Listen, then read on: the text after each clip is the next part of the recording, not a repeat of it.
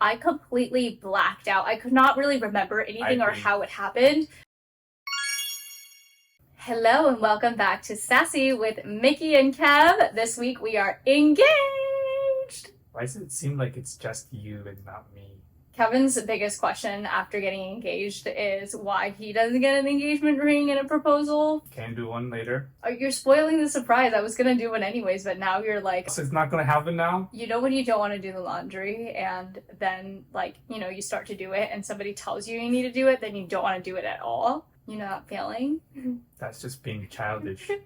I'm joking. I think it's fair that both parties get something planned, like in one way or another, you know? Are humans the only animals that give little gifts to the other person? No, because similarly to the way where humans get engaged with a rock, did you know that penguins actually also give their partners a pebble to lock in a lifetime partnership subscription? Is it a special pebble? Is it not like a super expensive shiny one? I thought I remember it being it should be smooth, the smoother the better or something. I can't remember. Don't quote me on that.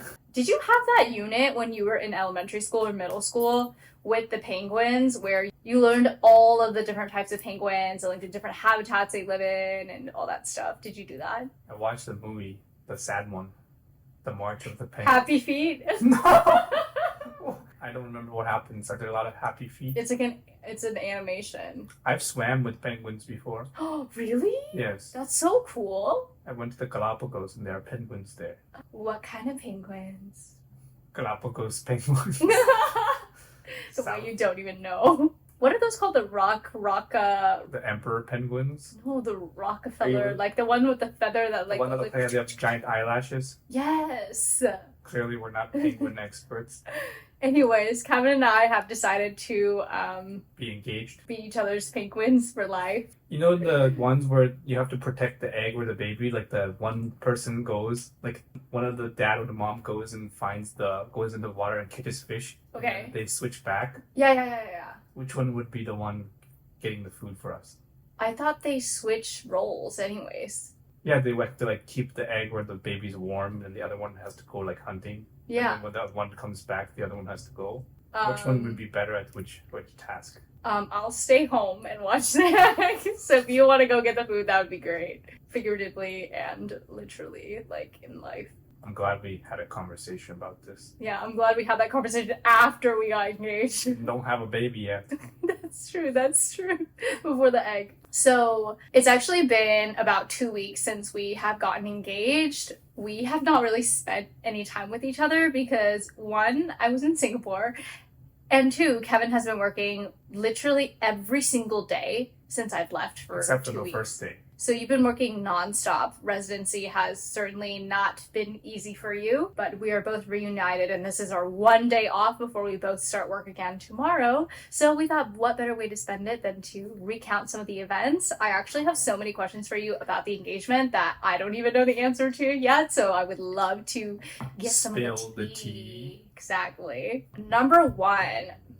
I wrote down a rough list of questions I think people might have for us. How did we know that we were ready to get engaged? That's a deep question. Yeah. I feel like we were both ready at different parts before. Weren't there a certain period in time where you're please marry me, why won't you marry me? And then there's other parts where you're I don't want to do it. I think it's funny, for my personal journey, and I think a lot of my friends were similar, when you graduate college, you have this idea that once you get your first job, you're okay, what's the next big thing? It's to find a relationship, maybe get engaged, so that one day you can get married, and then if you want to have kids, then you kind of need to coordinate with your biological clock. You mean when you do the math, I want 3 kids by 35. If I have the last kid at 34, then I need to have the second last kid at 32, then right. At 30. That means I need to be married by 28. That means I need to be engaged by 27. Right. So literally physical limitations, right? And you think you're adulting once you graduate college and you get your first big girl job. And so I think there was a period in my life then when I really, really, really wanted to get settled down and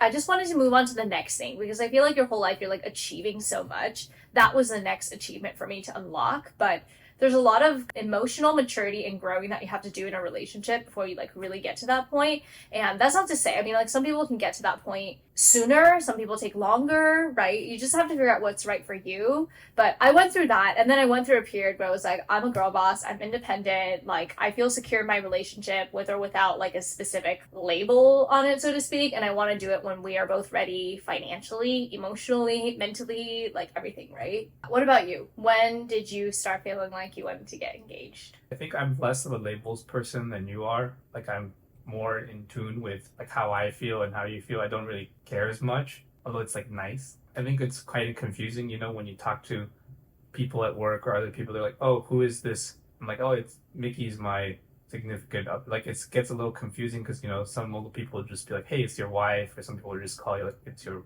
Yeah. partner. Like, what is this word partner? I feel like to define? older folks automatically assume it's like a husband slash wife situation. Yeah, but it's nice to have like a Mickey wants to be like, "Oh, it's my fiance." I haven't really said that word yet. It feels weird. I've still been saying that you're my boyfriend. Gross.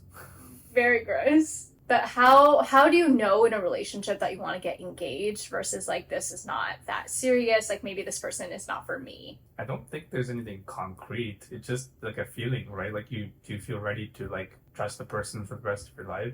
I don't think getting engaged should change anything or anything what you do or how you feel about the other Sure. person, right? Yeah. Like it's like nice, you have a nice celebration, but like Right. I think day to day, hour to hour, nothing should like you shouldn't treat her nicer or less nice because of this fact, or like, oh, now that you're engaged, you have to do the laundry and I have to do I don't know, something else. Like nothing changes, right? But not everybody like lives a life like us where like we have moved in together, right? Like a lot of people wait for that milestone before they start things. So I feel like that's only from our perspective. So you have to be ready to move in with them. Is that a criteria? I don't necessarily think so either.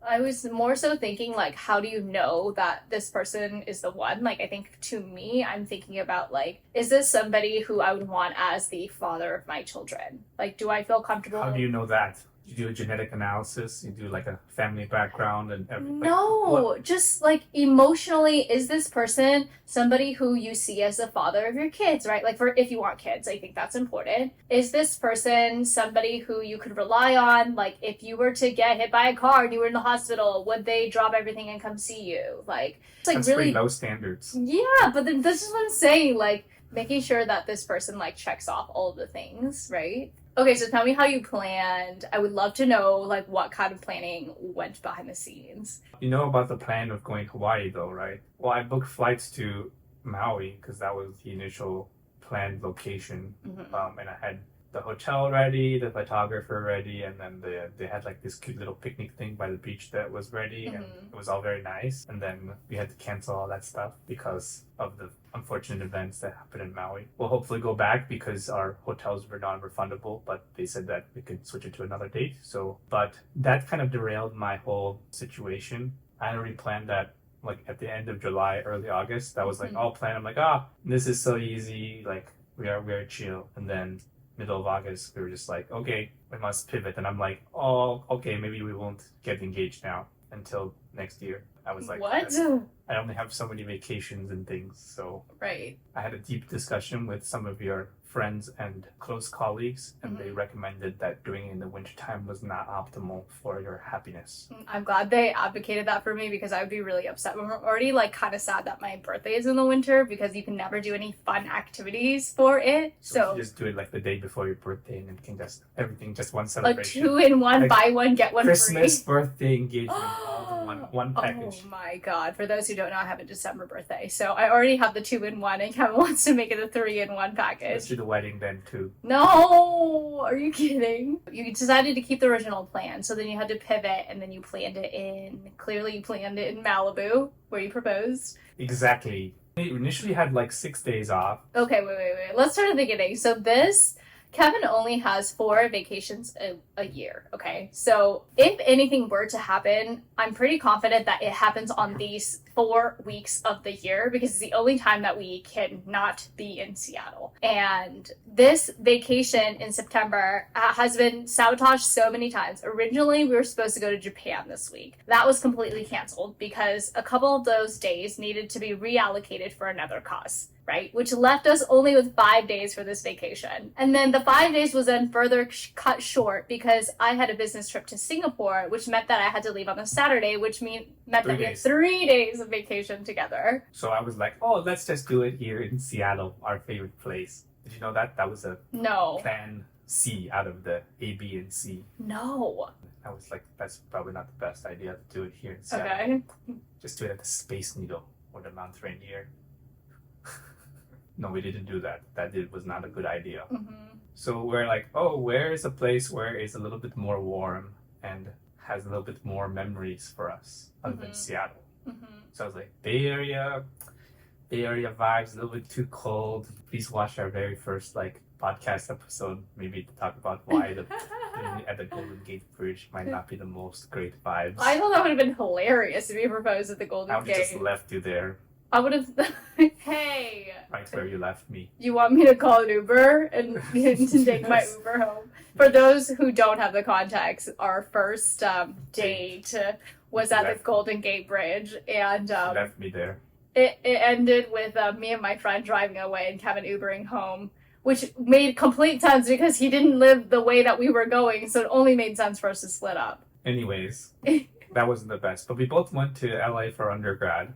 And we both have good memories of things in there, and then we had more support, and people there have more stuff, so I could figure things out more quickly. I think even maybe there was just 3 weeks before the actual event, I figured out I booked the flights and the hotel, so I booked a very nice Airbnb in the mountains, very secluded. So I have to admit that I knew about the LA plans because... Oh, my stupid Alaska app. Yeah, because I have the Alaska app and I have other flights coming up, and I asked Kevin because I was like, oh, what are our plans for this week of vacation? Because clearly I was going to go to Singapore. At some point I checked my Alaska app and I actually saw that there were flights booked to Burbank. And I was like, why are we going to Burbank? And why hasn't Kevin told me that he's booked any flights? Because usually I'm the planner. You know, I canceled it and uncanceled it 4 times. Well, I didn't see that. I just saw the final. Because so initially I had tried to book this very, very fancy hotel. Okay. Called Terraria or something. So it's $1,000 a night to stay there. So for the 2 nights we would have stayed there, it would have been $2,500. Okay. And then they had an availability for the beach spot for the proposal. They would set everything up. But it would start at $1,800. It's extra $2,000 for all the other they were you can have ukulele person there, so it would have been $6,000 or $7,000, and I'm can't afford that. Although it would have been very easy, just everything is all inclusive. No, I think it would have been sad if I found out you spent that much money on it.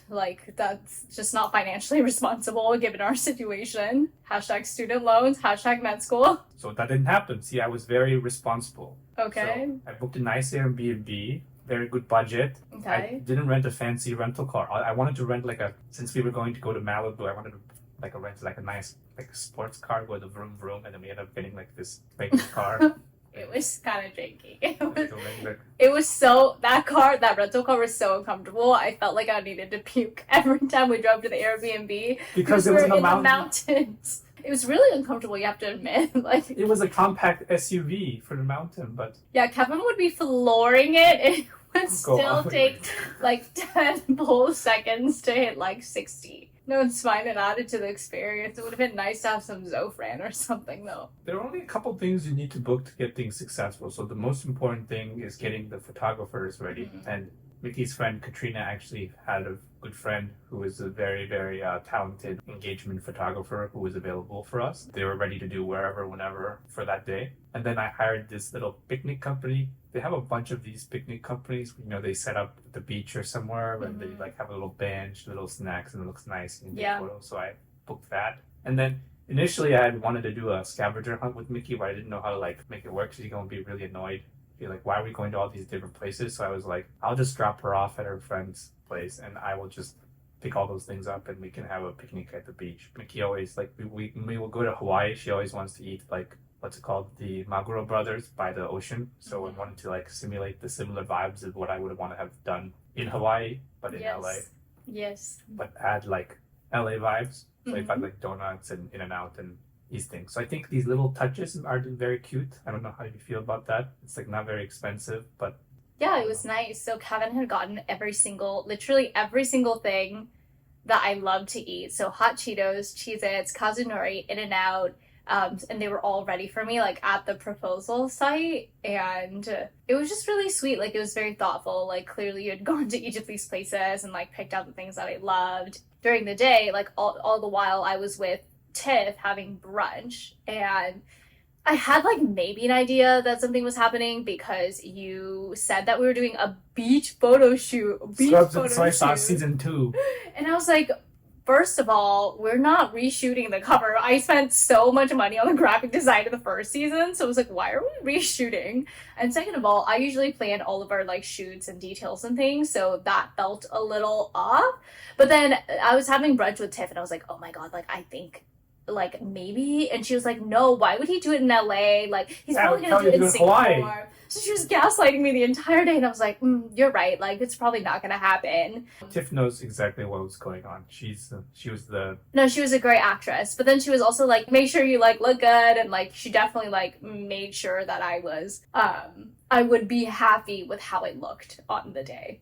You look very nice. Thank you. You have to take off your shoes though for this beach. I did, because we were at the beach. Kevin had asked me to be at the beach for the photo shoot at 5:10 p.m.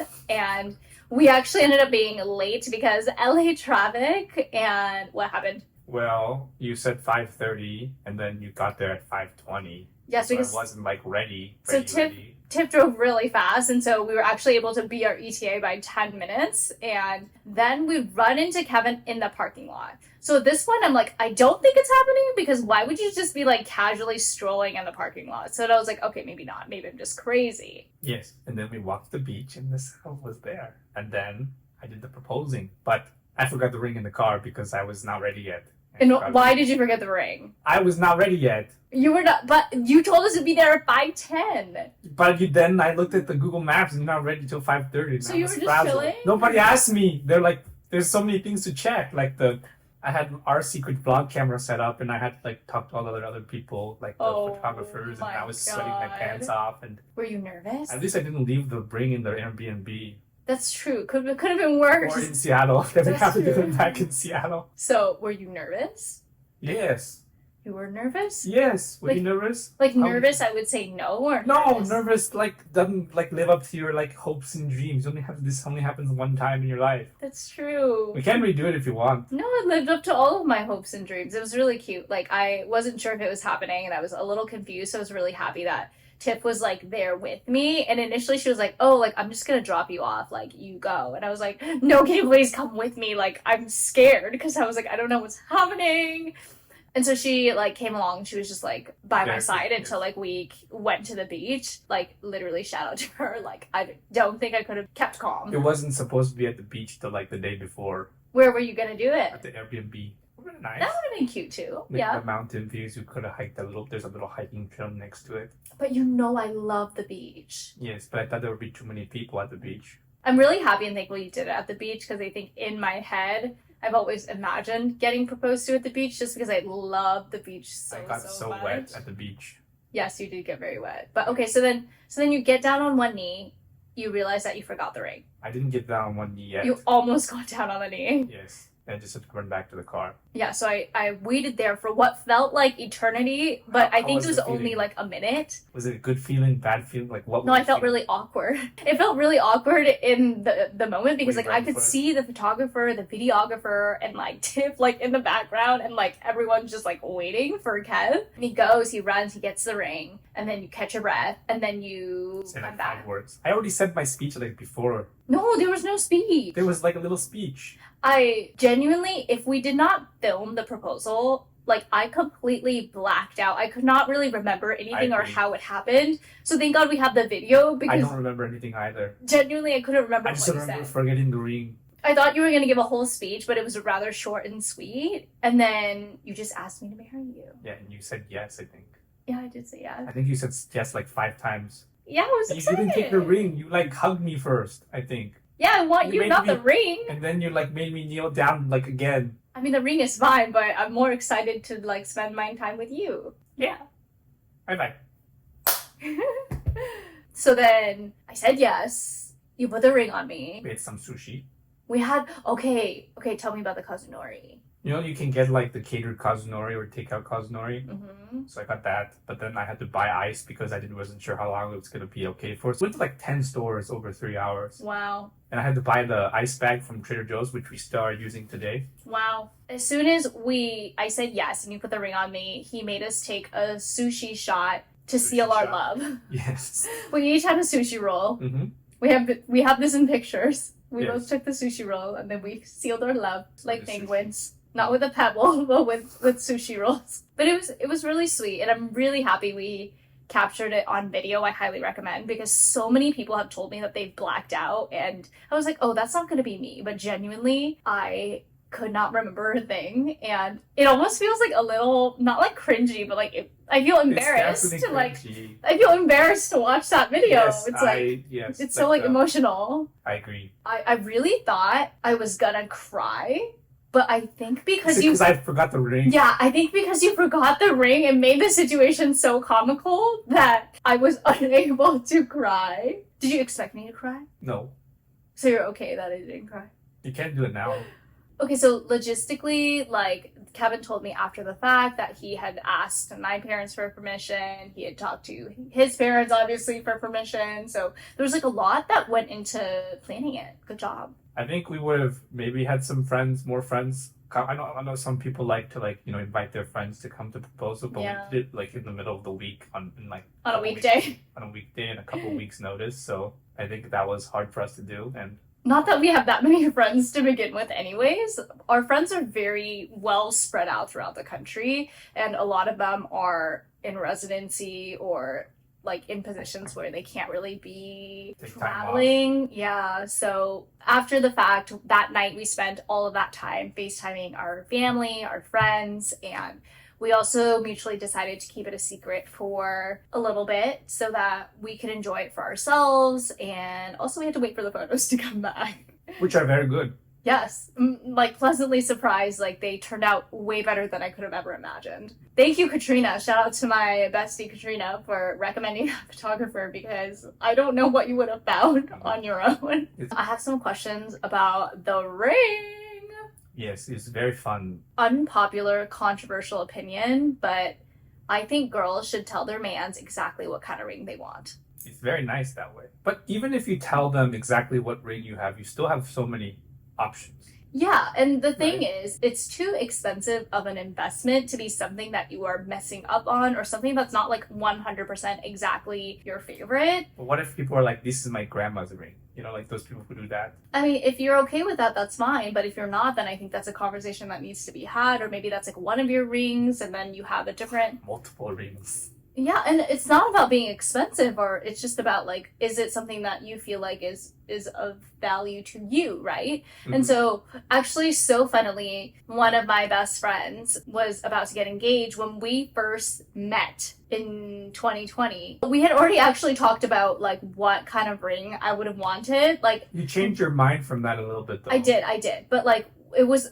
never a conversation that we were like scared to have or anything. I think back then I've always wanted a round diamond. I think at the time I wanted 6 prongs, and then I wanted a gold band. And like a regular gold band. Yes, and since my ideas have changed a bit, because you also wanted a little bit of the little diamonds on the... No, I've never wanted pave. Just a little bit. No, I've never wanted pave. Don't make that up. I want pave on my wedding band and not on my actual engagement ring. You should make an episode about my pave. Your hopes and dreams.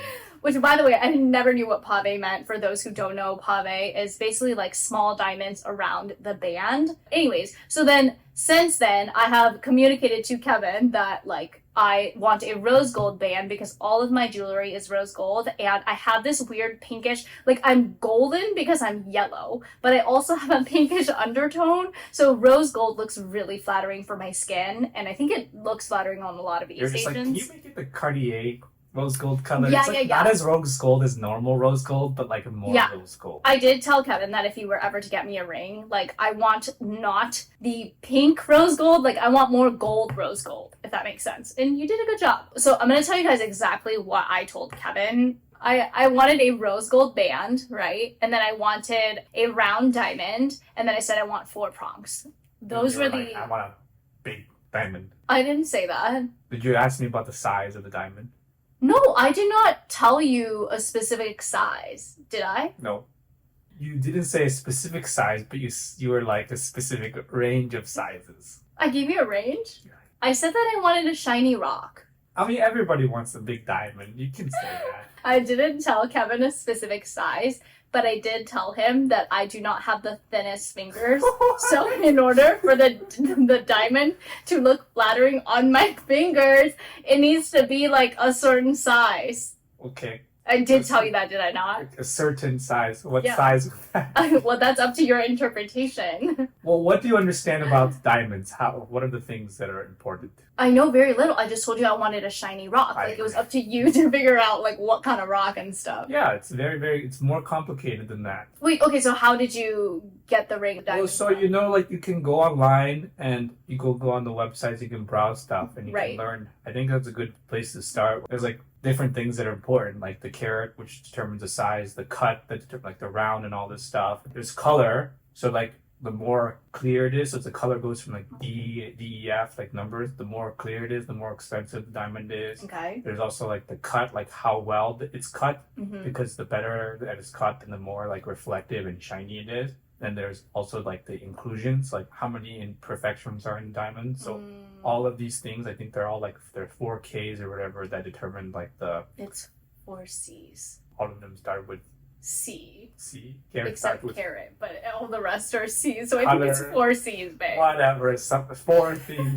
See, she knows, but she doesn't know. I know, but I don't. Wait, I'm so curious. So do you just like go on the like a website and like pick a diamond, or You can find diamonds, loose diamonds, like these exchanges where they can like you can find them, and then you can like 3D look at stuff. If you do it that way, right, you only get certain options. You can bring it to a jeweler to create the rest of the ring, or they have like preset types of like, oh, there's like a 4-prong with like whatever, but there's only like 4 or 5 options. That would not be possible to create the ring that you wanted from those. And it was like also kind of sketchy, right? They're like, you make an account and then they send you like an email every day like, hello, this is Sebastian from jewelry.com. Please give me a call today to schedule, like, it's like kind of, I mean, they're trying to make money, right? Okay. It didn't feel very like, So then what did you end up doing? our friends in Singapore, they have this company called the Better Diamond. Mm-hmm. They create custom jewelry for people. So they specialize in lab-grown diamonds, Mm-hmm. but then they're also able to customize these diamonds to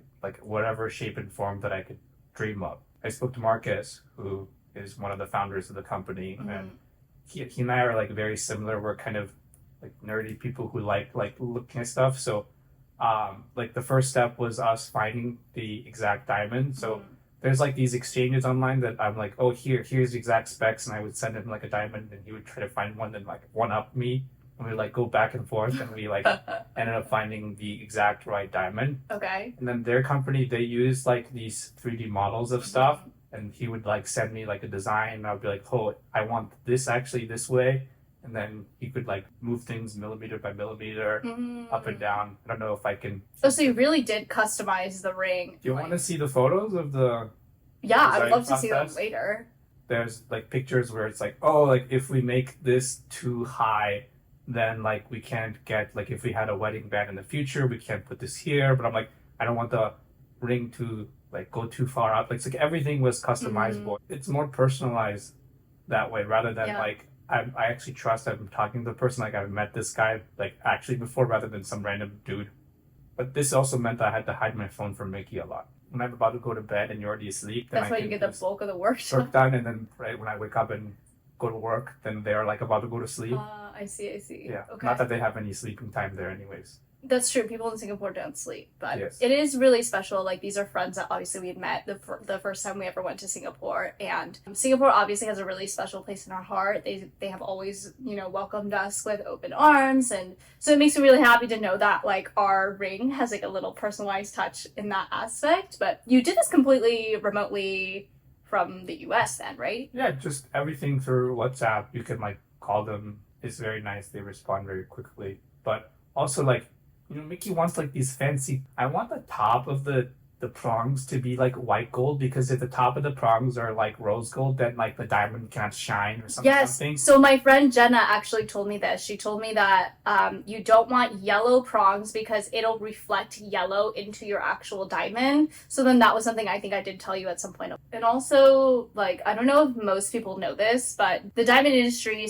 / jewelers in general have a huge markup. Like if you go to Tiffany or if you go to Cartier, the markup is an insane percentage that I don't even want to discuss because it's absurd. It's actually way better to take it to like a jeweler or a company.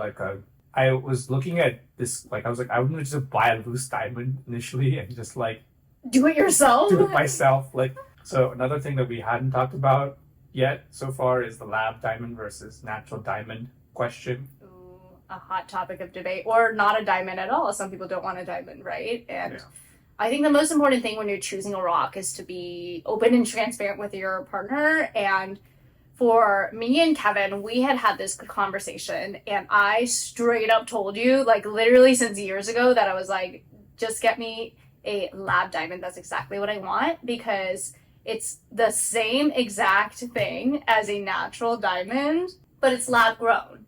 Right? Like it's not from the earth, and I don't care about that. One of the biggest arguments for like not wanting to get a lab diamond is that the resale value is not as good. First of all, the resale value on diamonds in general is just not that great if you are reselling your diamond. Second of all, I have no intention on reselling it. Like even, God forbid, let's say we like didn't end up together or something, and you know, like I still wouldn't sell it. Like that would not, like I would throw it in the ocean or something. What the heck? But anyways, like I did say I wanted a lab diamond, and they are more accessible than a regular diamond. So you kind of get a bit more bang for your buck, which is great. So I think working with the Better Diamond folks, you know, you get lab diamond, it's like good bang for your value. And, you know, you get customizable parts of your diamond, but also at like a very reasonable cost and a very fast turnaround. Wait, so what were some of the things that were changed about the ring? I'm so curious. We took a lot of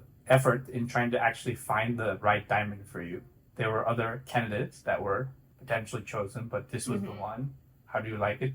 Yeah, it's very nice. This was the biggest of the candidates. It was? Well, that's reassuring to know. Yes. Yeah, you did a great job. I mean, I have no complaints. It's exactly what I wanted. You know what's so crazy about it? Like, I didn't realize that diamonds actually looked like it looks like the diamond emoji.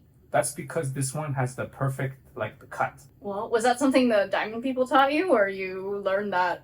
No, they told me about it. I mean, there's, like, different levels of cuts. It's very pretty. It really does look like the diamond emoji, not gonna lie. You think it's like... Yeah. Like, the edges are, like...